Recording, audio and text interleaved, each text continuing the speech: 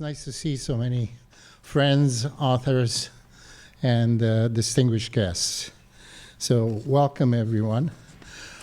Our series that we are publishing with MISC is, first of all, I should like to thank Danielle for accepting the idea that we should be communicating with the larger public on important Canadian and international subjects, and to make the books affordable, beautifully produced, wonderfully edited, all the hallmarks of McGill-Queen's University Press. A number of presses around the world have totally adopted, have now gotten rid of copy editing, design. Smythe's own, as you will see, those books are even Smythe's own. In a lot of cases, librarians don't care about Smythe's own books now that can stand out. But these books are supposed to be for the general public on important issues. And Daniel and the press co-fund the series. And we have accepted 2 other books that we're going to be publishing within the next year on important subjects, including the growth of the Canadian right and right and left, not that they're right. But so thank you, Daniel. My role here is really not to talk a long time, but to introduce the authors and let them talk. And they will speak about their books, their work, and then there will be a period for questions, and I know that they will have all the answers. First of all, Jackie Duffin, who's a renowned scholar, and she's a physician and professor emerita at Queen's University. She has published, this will be her 3rd book with the press. And one that relates to this is a number of years ago, she did with us a book called SARS in Context on memory, history, and policy. She also did another book with us called Stanley's Dream, which is the medical expedition to Easter Island. Her book, COVID-19, A History, looks at the scientific, social, and political impact of COVID-19 in context of past epidemics, considers the implications of the infodemic, and provides a cautionary outlook for the future. William Leiss. What can I say about William Leiss? We go back centuries, Bill, right? We met when I was in Ottawa, working in Ottawa at the Social Science Research Council at learned societies in the late 1970s. And since then, Bill has published with our press 8 books. And he is a very distinguished scholar, but also he is a fellow and past president of the Royal Society of Canada, an officer of the Order of Canada, professor emeritus of the School of Public Studies at Queen's University. As I said, he's published 8 books with us, including some relevant books to this subject called Mad Cows and Mother's Milk, The Perils of Pure Risk Communications. The thing about Bill, he comes up with wonderful titles, such as Under Technology's Thumb. And I'm also pleased to announce today that we will be doing a new edition of his seminal book, Domination of Nature, which is, the subject is even more important today than it was 50 years ago. But we are here to introduce him about his new book, Canada and Climate Change, which is really an essential primer of where we stand on the issue of climate change in Canada and what will unfold in the years ahead. I will shut up. Jackie, all over to you.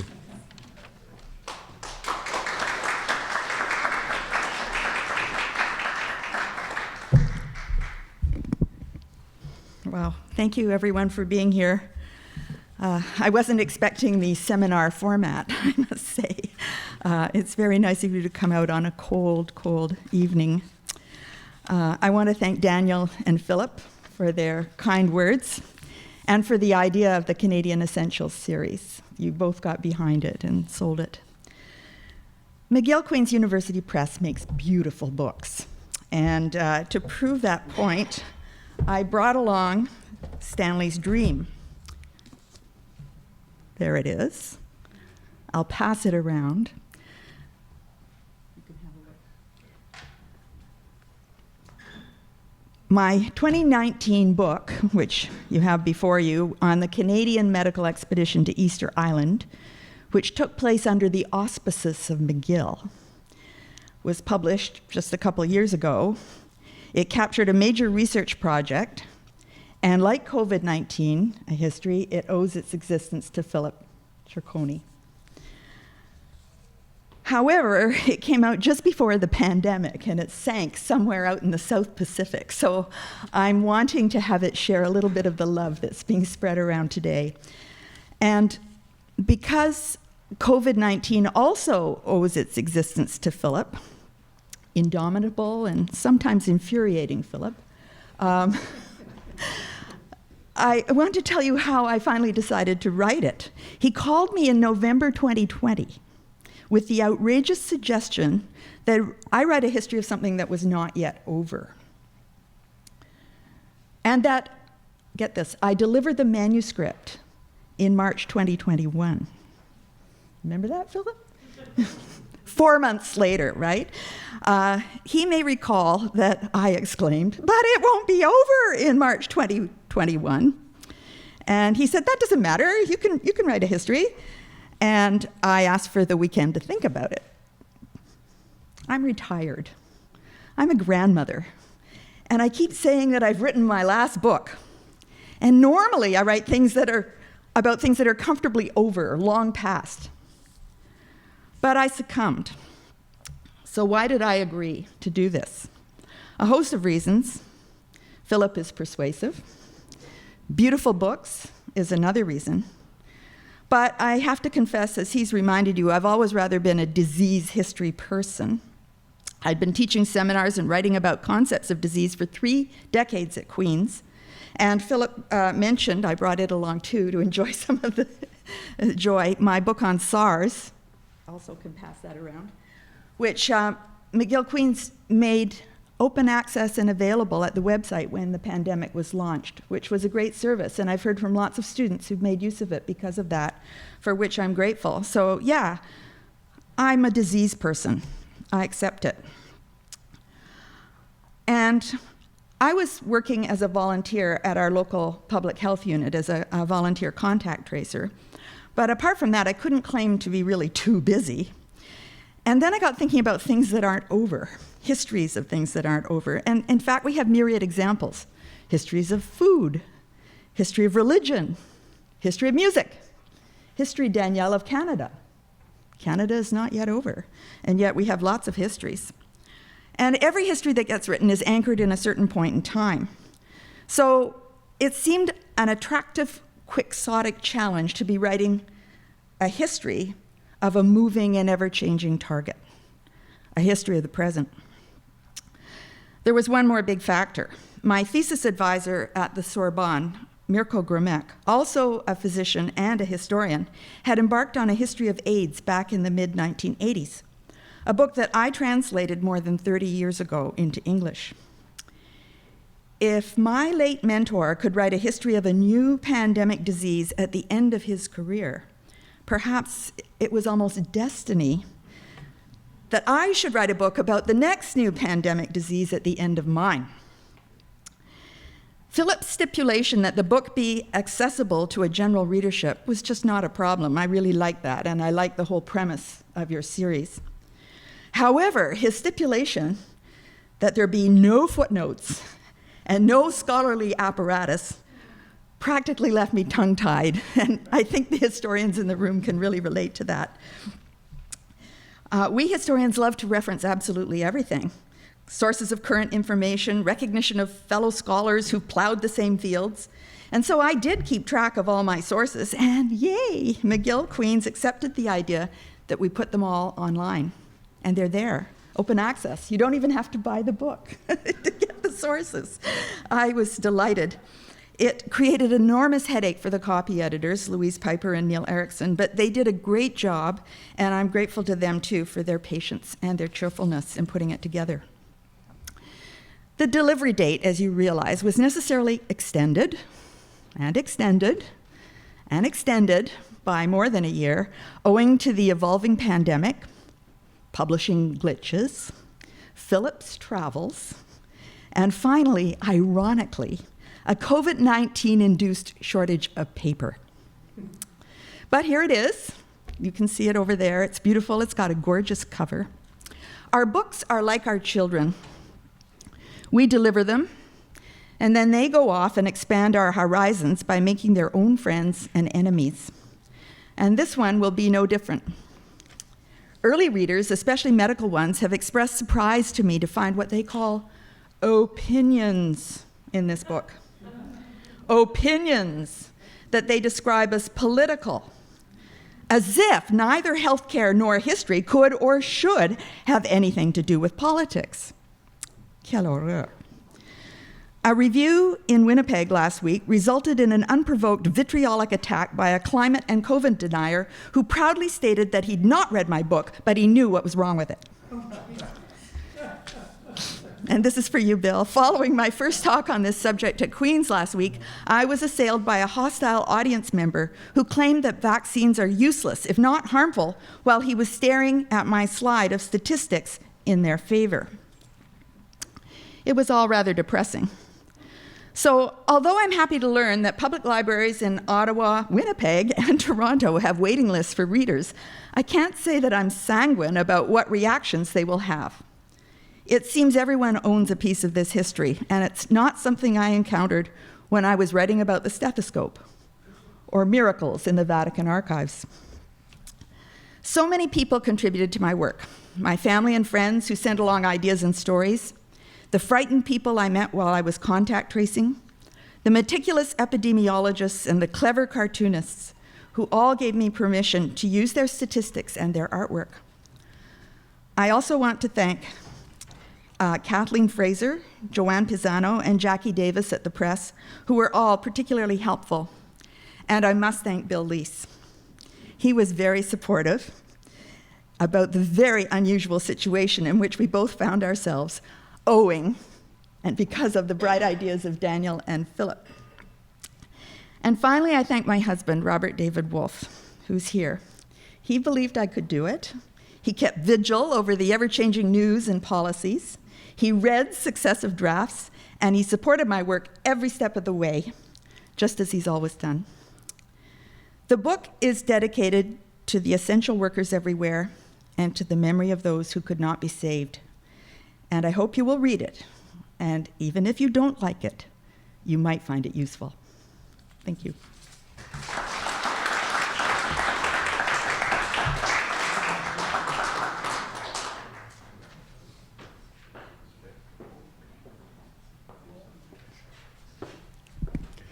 She's a hard act to follow. It's a great pleasure for me to be, especially to be reconnected after some time with Philip Jacalyn, not only a legendary Canadian publisher, but a man of great personal courage. But also with Daniel, who apparently we met some time ago in Calgary on one of my many stops in the academic professions. It's all a blur now.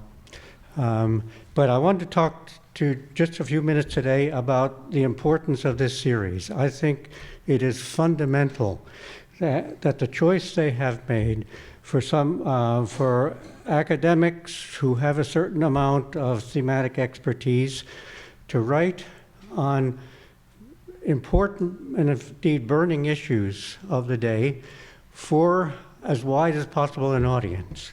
And the reason is because we are in some peril in democratic countries today around the world, and we really should think about it.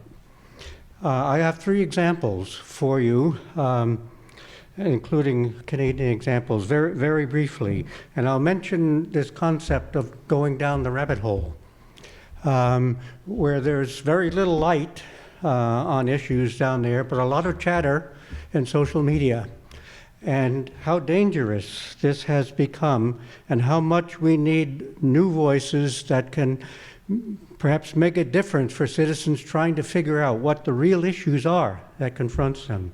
The first is elections in the US. I don't know if you paid any attention when this insane, the Senate of Arizona was looking into the 2020 election and hired some company with no experience to re-examine the ballot, holding up things to the light, investigating the possibility of, that the electronic voting machines have been tampered with by some means. Now, of course, Fox News being sued by those companies for those allegations, and I hope they get a big settlement. But what was really going on there? What was really going on was a decision of a major political party to stay in power irrespective of what election results are or were. That's what really was going on. To find a way to stay in power by invalidating election results they didn't. And so that needs to be clarified. The second one is actually our freedom convoy, related to a bit to Jackie's topics. I mean, mask mandates and vaccine mandates, these are risk control measures by public health authorities to try to limit the toll on the public and to limit the damage to the healthcare system. Are we supposed to debate these with truck drivers? Is this an issue that should be debated with them, whose loudest voices are the air horns on their trucks? What was going on here? They actually, this group, brought together by social media, a very disparate thing, they actually thought that they would get a chance to negotiate with the Prime Minister and bypass the Parliament of Canada. It's astonishing. This is a kind of a minor Canadian version of a coup d'etat, but it's just astonishing. And it could, these things, they could have been much worse than it was. And thank God they didn't wait any longer for the Emergencies Act. The third is climate change. For years, Canada has been making promises to do something about climate change. The first promise was made by Brian Mulroney in 1988 in the context of a major Toronto international conference. To reduce our greenhouse gas emissions by X amount by X year. Those promises have been made ever since then, and not one has been validated. Not one. Now we have new promises. But in the background, there is this so-called climate change denialism, which has been focusing people's attention on it. And you say to yourself, well, what's going on here? What is the real story? What's going on is that an attempt to sidetrack the real story and to cast doubt on a scientific consensus that's so, we're in the process of having the 6th assessment report for the IPCC, the Intergovernmental Panel on Climate Change. The last one is still coming out.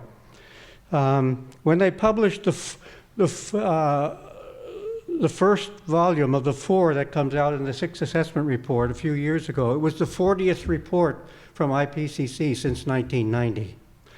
And it says in there that it is unequivocal that humans are changing the climate in ways that represent dangerous interference with the climate system.